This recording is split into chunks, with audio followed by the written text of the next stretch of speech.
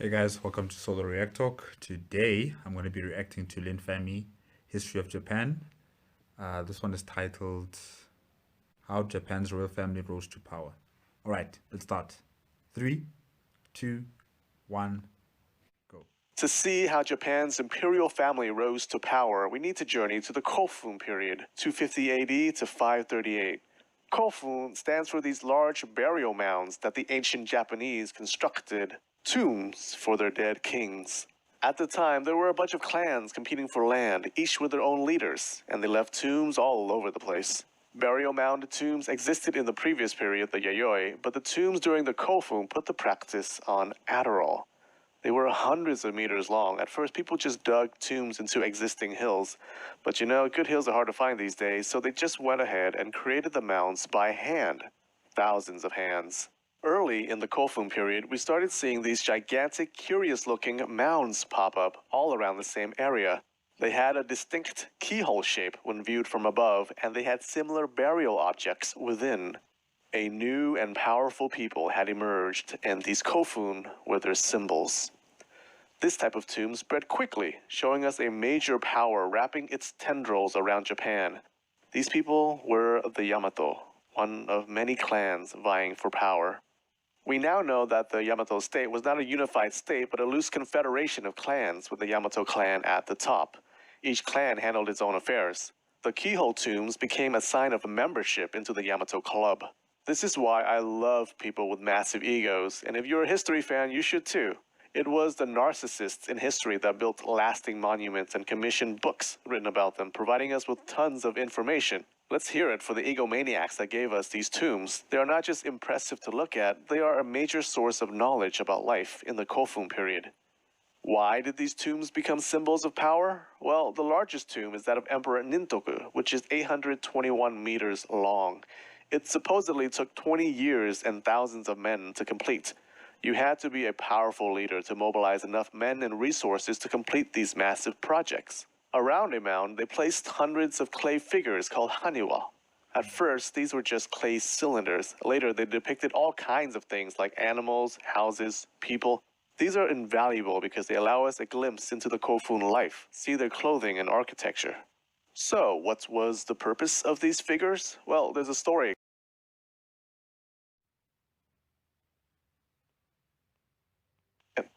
When Emperor Sinin's son died, they buried him and buried his attendants alive. For several days they died not, but wept and wailed day and night. At last they died and rotted. Dogs and crows gathered and ate them. This sounds pretty brutal, right? Emperor Sinin thought so.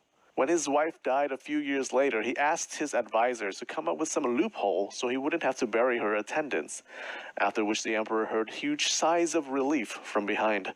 Why the emperor couldn't simply ban live burials, I can't say. The advisors had workers make clay figures to replace the live people, starting a trend that continues to this day. Satisfied, the emperor declared that thenceforth, future burials would be conducted with clay figures in place of people. Now, this whole origin story of the Haniwa is colorful, but it's just a legend. The real purpose was likely to strengthen the sides of the mounds and prevent erosion.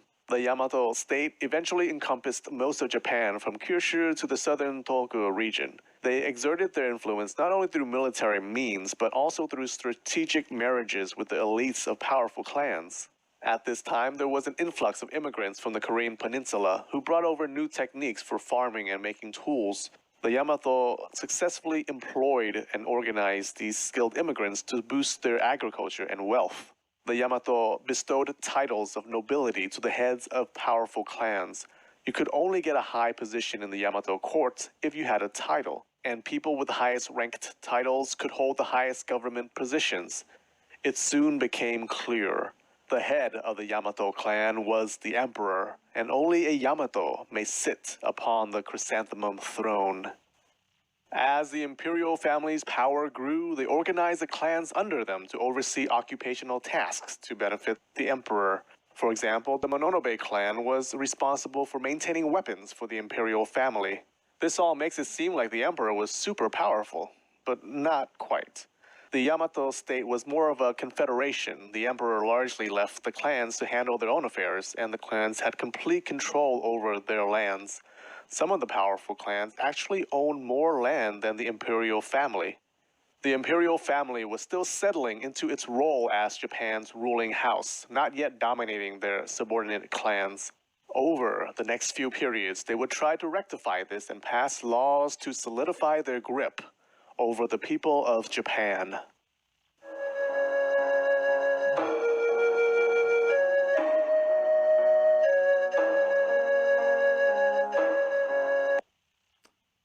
Okay, that's it with linfamy today. This was interesting, and I agree with him with what he said about narcissistic leaders of old who made grand monuments in their name and in their honor. If they didn't do these things, these architectural marvels, we would have never known about these ancient civilizations as much as we do right now, as detailed as we do right now. Um, it's interesting to find out that, the Yamato royal family or the imperial family were only in power by name, but they weren't really in power by force just yet. They still had to politically weave themselves into all the different clans and for them to have a strong grip and fist over all the clans and over Japan itself.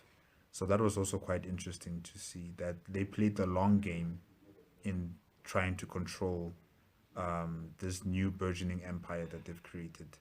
And the burial mounds, wow, especially for that emperor, what was his name again? Nini Tofu, something like that. I forgot the emperor's name.